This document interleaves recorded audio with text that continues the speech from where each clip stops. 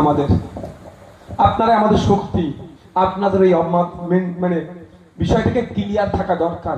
আমাদের অবস্থান কি হবে, আমাদের পার্টির লাইন কি হবে। আমাদের পার্টির লাইন এটাই, কি লাইন বল, যারা অত্যাচার করবে তাদের বিরুদ্ধে, যারা অত্যাচারের শিকার হবে তাদের পক্ষে। একটা জিনিস ক্লিয়ার থাকলো তো, ছুকছুকানি আসবে না তো কোনো জায়গায়, আসবে নাকি? আমার কাছে আসে না, দেখেছেন তো, ওই জন্য আমাকে সমালোচনা করে। কিছু করার নেই, আমার করলেও করার নেই কিছু। সত্য কথা বলতে আসবো, তাতে যদি কারো গায়ে লাগে কিছু আমি করবো না। কারণ এটুকু জানি, আমি যে বিধায়ক হিসাবে আমি যে সম্মানটা পাচ্ছি, কারো চটি দেখিয়ে পাইনি, ভাঙড়ের মানুষের ভোট দুয়া আশীর্বাদ নিতে পেরেছি। এখানে আমাদের ভাঙড়ের সাংবাদিক একজন এসে উপস্থিত হয়েছে, উনাদের দুয়া আশীর্বাদ ভোট নিয়ে হয়েছে। উনি না ভোট দিলেও আমি উনার বিধায়ক, ওনার কোনো সমস্যা হলে আমার দায়িত্ব হচ্ছে ওনাকে পূরণ করে দেওয়া, এটা আমার ডিউটি।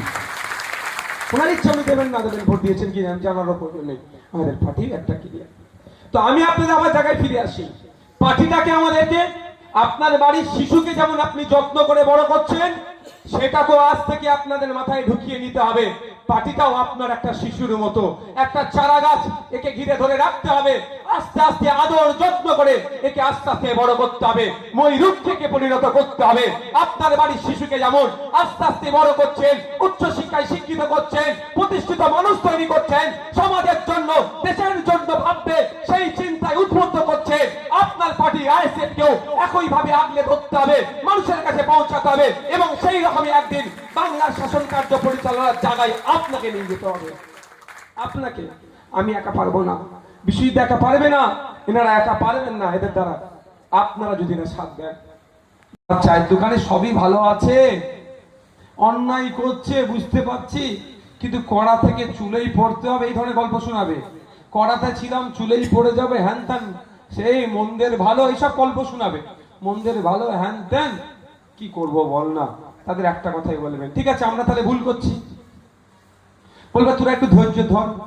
একটাই উত্তর দেবেন, চ্যালেঞ্জ হোক এগ্রিমেন্ট হোক, আইএসএফ যেই জায়গায় প্রার্থী দেবে, যদি বিজেপি চলে আসে পাবলিক যে শাস্তি দেবে সেটা মাথা পেতে মেনে নেবে। আর আইএসএফ যে জায়গায় প্রার্থী দেবে না, তৃণমূল প্রার্থী দেবে, যদি বিজেপি আসে তার দায়ভার তৃণমূল নেবে, এবং পাবলিক যে শাস্তি দেবে তারা মেনে নেবে। বুঝতে পারছেন কি বললাম? বুঝতে পারছেন কি?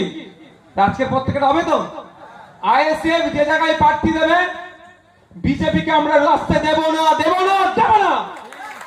কিন্তু তৃণমূল যে জায়গায় প্রার্থী দেবে, যদি ওখানে বিজেপি আসে দায়টা কে নেবে? এগ্রিমেন্ট করতে বলুন ওদের, মমতা ব্যানার্জি আর আমাদের পার্টির সর্বোচ্চ কে, পিরজাদা আব্বাস সিদ্দিকী, দুজন এগ্রিমেন্ট করুক।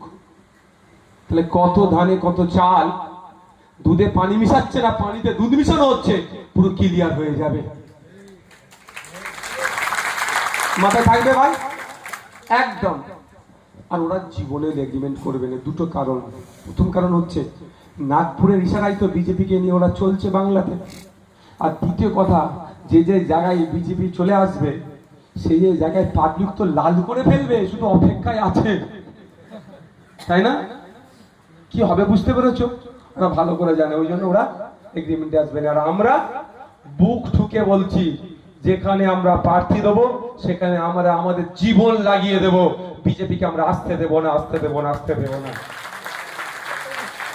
তবে বিজেপির উপর আক্রমণ করে নয় ভাই, তৃণমূলের উপর আক্রমণ করে নয়, সিপিএম কংগ্রেসের উপর আক্রমণ করে নয়, আমরা আমাদের মেহনত দিয়ে, শ্রম দিয়ে, পরিশ্রম দিয়ে, বিবেক দিয়ে, বুদ্ধি দিয়ে, অর্থ দিয়ে আমরা ওই জায়গায় বিজেপিকে আটকাবো। এই বলে আমি আমার বক্তব্য শেষ করলাম।